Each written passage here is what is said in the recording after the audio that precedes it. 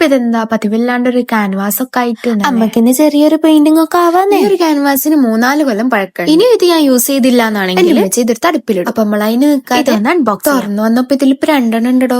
ഇപ്പൊ തൽക്കാലത്തേക്ക് നമുക്ക് ഒന്നങ്ങോട്ട് മാറ്റും, പിന്നെ എപ്പോഴെങ്കിലും ചെയ്യാലോ അല്ലെ. നമുക്ക് ഈ ഒരു പെയിന്റിങ്ങിലോട്ട് കിടക്കാം. ആദ്യം തന്നെ ഞാൻ ഇങ്ങനെ ഒരു ഔട്ട്ലൈൻ ഒക്കെ കൊടുത്തിട്ടുണ്ട്. എന്നിട്ട് ഇപ്പൊ കളർ സെലക്ട് ചെയ്യാം. ഇവിടെ ഇപ്പൊ മേലിൽ ഞാൻ ഡാർക്ക് ബ്രൗൺ കളറാ കൊടുക്കണേ. എന്റെ കളർ എന്താ ഇങ്ങനെ ഇരിക്കണത് എന്നല്ലേ. ക്യാൻവാസിന് 3-4 കൊല്ലം പഴക്കമുള്ളൂ എങ്കിൽ ഈ കളറിന് ഒരു 8-9 കൊല്ലെങ്കിലും പഴക്കം കാണും. അതുകൊണ്ട് തന്നെ കുപ്പീനകത്തുള്ള കളറൊക്കെ ഒട്ടിപ്പിടിച്ച് കിടക്കുന്നുണ്ട്. ഇത്രയും കൊല്ലം ഒരുമിച്ചുണ്ടായതല്ലേ, അപ്പൊ അവിടെ ഒരു ട്രൂ ഫ്രണ്ട്ഷിപ്പ് പൊട്ടി മുളച്ചിട്ടുണ്ടായി. പക്ഷെ നമ്മളാരോ ഫെവിക്കോളും വെള്ളവും വെച്ചിട്ടുണ്ടായിട്ട് ആ ഫ്രണ്ട്ഷിപ്പ് അങ്ങോട്ട് ബ്രേക്ക്. ഇനിയിപ്പോ താഴെ ഞാൻ ഇവിടെ ഒരു ഗോൾഡൻ കളറാ കൊടുക്കണം. ഇനിയിപ്പോ ഇതുപോലത്തെ കുറച്ച് ബീഡ്സ് ഒക്കെ. നിങ്ങൾ ആരോടും പറയില്ലെങ്കിൽ ഞാൻ ഒരു കാര്യം കൂടി പറഞ്ഞുതരാം. ഇതിപ്പോ ഞാൻ ഉമ്മച്ചീന്റെ മാക്സിമം എടുത്തതാ.